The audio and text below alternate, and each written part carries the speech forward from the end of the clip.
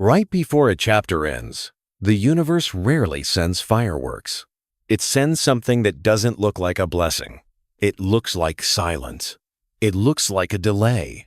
It looks like the door closing. Right when you swore it was finally about to open. And that's the paradox. The moment you're most certain you're being forgotten is often the moment you're being repositioned. Because endings don't always announce themselves. Sometimes a chapter ends the way the moon ends a phase, quietly, invisibly. And only later do you realize the whole sky has changed. So if you've been feeling that strange mix of pressure and pause, if you've been thinking, I've done everything, why isn't it here yet? If you've been waking up with a heaviness you can't name, listen closely. Because this is the phase where most people don't lose the manifestation. They lose themselves inside the waiting. And in this message, I'm going to show you what the universe often sends right before the chapter ends. Why it feels so intense. And the exact shift, practical, simple, real, that keeps you aligned without spiraling. This is how it usually happens in real life. You've been calling something in. Not casually, not as a trend, deeply, a relationship, a better life, a fresh start, a move, a business, healing, purpose. You've been doing the work. You visualize, you affirm, you journal, you try to become the person who would naturally receive it. And then, reality starts contradicting you in small, sharp ways. The feedback disappears. Your motivation dips. The external world stops matching your inner conviction. You see someone else get what you want. You get a no after a hopeful maybe. A conversation feels promising, then goes cold. A job feels aligned, then vanishes. Money arrives, then leaves. You feel close, then suddenly far again. And it hurts in a very specific way. Because it's not a clear failure. It's the almost, the hovering, the suspense, the kind that makes you question everything. Did I do it wrong? Is the universe even listening? Am I delusional? Was that sign real? Or was I just projecting? And the mind does what it always does when it can't control timing. It starts interrogating reality. You refresh the email. You check your phone. You reread the message. You analyze the tone. You search for numbers like clues in a crime scene. You ask 10 people for advice, even though none of them can feel what you feel. And slowly, subtly, your manifestation becomes a courtroom, and you become both the prosecutor and the accused. Not because you lack desire, because you lack safety. Not safety that it will happen eventually. Safety that you are okay, even if you can't see it yet. Let me make it real. You're staring at your phone at 1:07 a.m. You told yourself you wouldn't check. You promised yourself, I'm not doing this tonight. But your thumb opens the inbox anyway. Empty. No reply. No update. No proof. And in that quiet, your body starts writing a story. It's not coming. It's not working. I knew it. That moment, right there, is the moment this message is for. Because that moment is not just impatience. It's a nervous system looking for certainty. And when it can't find certainty, it reaches for control. Here's a truth that changes everything. Constant checking isn't neutral. Constant checking is a confession. It confesses, I don't trust. I need proof. I'm not safe unless I can predict. And when you live from that frequency, day after day, you don't just feel worse. You create friction inside yourself. You're affirming it's mine, while your body is vibrating. Where is it? It's like trying to hold water in a clenched fist. The tighter you squeeze, the faster it slips. And you already know this. You've seen it happen. Some of your biggest breakthroughs arrived the moment you finally stopped obsessing. Not because you stopped caring, but because you stopped gripping. You moved from force to flow. And flow is not passive. Flow is power without tension. Now, I want to give you two real-life scenes. Because this final stretch doesn't just happen in theory. It happens in the small details of normal days. Scene 1 is work. You apply for something you actually want. Not a random application. Something aligned. Something that feels like your next level. You show up well in the interview. You feel it. The energy is clean. They say, "We'll get back to you." And you walk away with that rare feeling. This is it. For 2 days, you're calm. Then day 3 comes. No email. Day 4 comes. Still nothing. You tell yourself, it's fine. But your stomach starts tightening anyway. And now, you're checking. You're refreshing. You're rehearsing what you'll say if they reject you. You're scanning your past, looking for a reason you don't deserve it. And the scary part is this. Nothing bad has happened yet, but your body starts living like it already has. So you start shrinking. You stop doing your routine. You stop creating. You stop moving like a person who is chosen, and you don't realize it. But you're training your identity to be someone who collapses in uncertainty. Not because you're weak, because you're human. Because the mind hates unanswered questions. And it would rather assume pain than sit inside the unknown. Scene 2 is love. You meet someone, and it feels different. Not perfect, but real. They text you consistently. They ask questions. They make effort. You feel your heart opening. And then, one day, they pull back. Not with a dramatic breakup, just a shift. Short replies. Long pauses. A busy week. A promise to call. That never happens. And the mind starts spiraling. You replay every conversation. You look for the exact moment you ruined it. You start drafting messages you never send. You start considering sending one anyway, because the waiting feels unbearable. And what hurts most is not the silence. It's what the silence triggers. It triggers the old self, the one that learned to chase, the one that learned to over-explain, the one that thinks love has to be earned through anxiety. So you reach for control again. Not because you're desperate, because you're trying to feel safe. And this is the pattern. Different topic, same nervous system. Work, love, money, healing, purpose. It's always the same moment. The moment you don't have proof, and you have to decide who you are anyway. That's why this final stretch feels so intense. It's not punishment. It's calibration. When you're about to step into a new level of life, your old identity doesn't leave politely. It argues.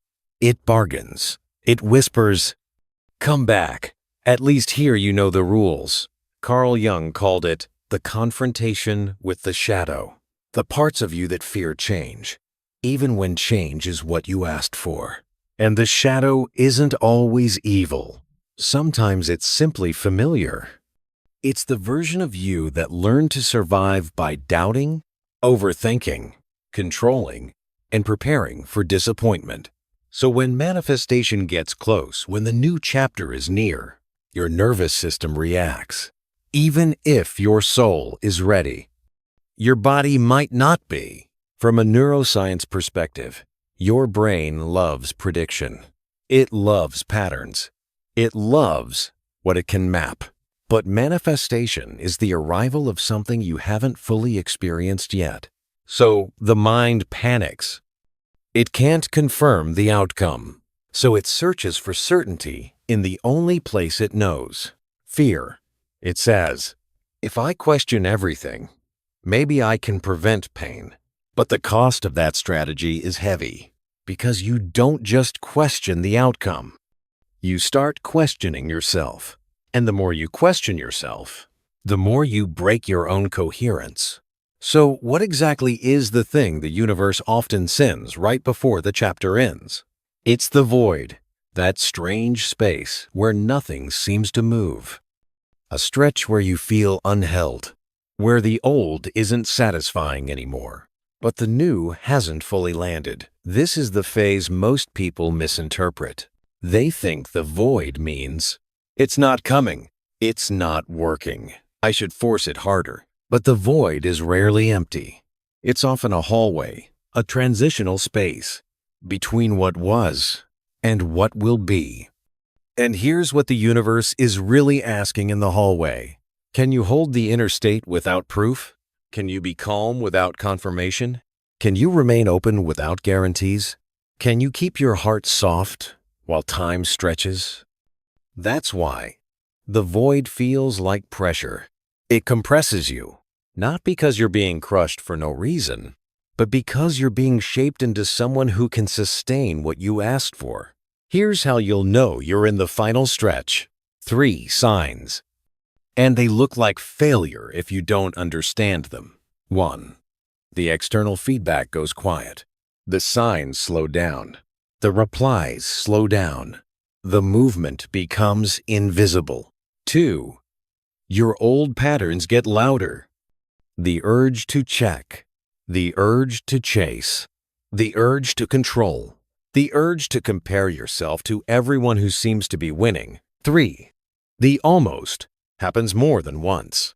You get close, then it slips. You get hope, then it fades. You get a yes, then it turns into, we'll see. And that is the moment where most people sabotage. Not because they're bad at manifesting, because they interpret discomfort as a warning instead of initiation. Because the old chapter resists its own ending, because the old self wants familiar, even when familiar is painful. Let me give you an image. Imagine you're standing in a storm. The wind is loud, the rain is sharp, and you can't see the horizon. Most people think they are the storm. They say, my life is chaos. My mind is chaos. My signs are chaos. But you are not the storm. You are the sky. The storm moves through you, but it is not you. And when you remember that, something changes. You stop measuring your progress by the weather. You start measuring it by your capacity. How quickly can I return to peace? How deeply can I trust myself? How often can I choose alignment instead of panic? Because the universe doesn't just manifest outcomes. It manifests identities. It doesn't just bring you the relationship. It brings you the person who can receive love without chasing. It doesn't just bring you money. It brings you the person who can hold abundance without fear of loss. It doesn't just bring you purpose. It brings you the person who can lead without needing everyone to approve. So the storm before the chapter ends is not a sign you're losing. It's a sign you're being asked to remember what you truly are. And this is where the shift happens. Stop questioning. Start embodying. There's a difference between curiosity and doubt. Curiosity is open. Doubt is defensive. Curiosity says, show me. Doubt says, prove it. And the universe responds best to coherence. When your thoughts, emotions, and actions move in the same direction. So instead of asking, is it coming? Ask, who am I becoming? Instead of asking, did I mess it up? Ask, what would the version of me who already has it do today? Would that version of you spiral over a delayed message? Would that version of you abandon your routines because of one bad day? Would that version of you chase signs like you're starving? Or would that version of you breathe deeper, walk slower, speak kinder to yourself, and continue building your life like it's inevitable? Embodiment is not pretending. It's practicing the energy of arrival before arrival. It's living like the seed is already planted. Because it is. Now, here's a grounded way to understand this phase. Right before a chapter ends, you usually face one of three doors. Door 1. The old pattern. Overthinking, controlling, chasing, comparing. It feels productive. It feels like doing something, but it drains you. Door 2. The numb pause. Giving up, shutting down, saying whatever, while quietly grieving. It's the heart going cold to avoid disappointment. Door 3. The aligned stillness. This is the rare one. This is where you keep your heart open. Without begging reality to hurry, you remain devoted without being desperate. And that door requires maturity because it means you let the universe keep its timing while you keep your standards.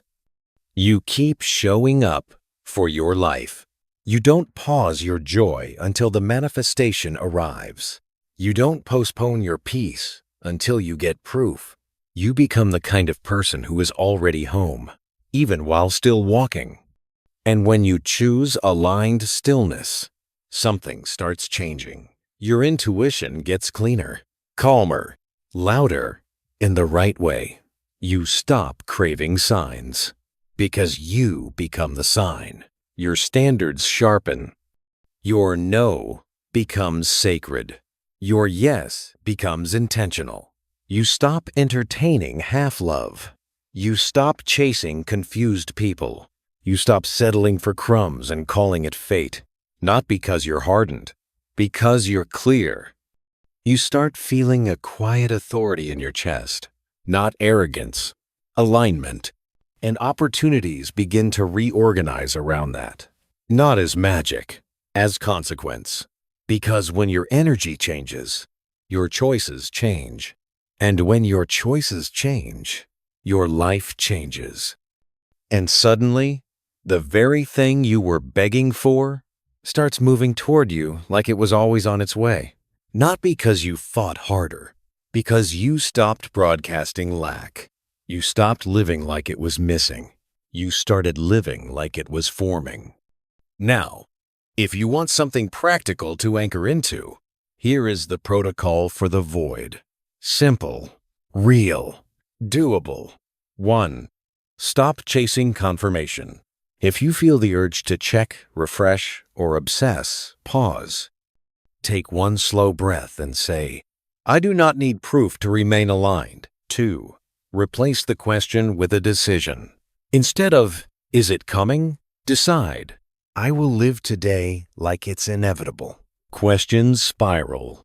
Decisions stabilize. 3. Regulate your state, not your timeline. Your job isn't to manage timing. Your job is to manage your nervous system. Hydrate, walk, sleep, create, pray, meditate, journal. Not as a ritual to force results, but as a return to your center. 4. Act from self-respect. The version of you who receives doesn't beg. They don't bargain for crumbs. They don't chase what is unclear. They move with quiet certainty. 5. Let endings be endings. Sometimes the universe ends a chapter by removing something you wanted to keep.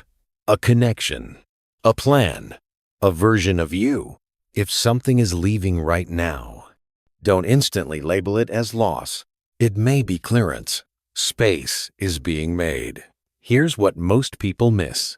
The manifestation is not the prize. The person you become is.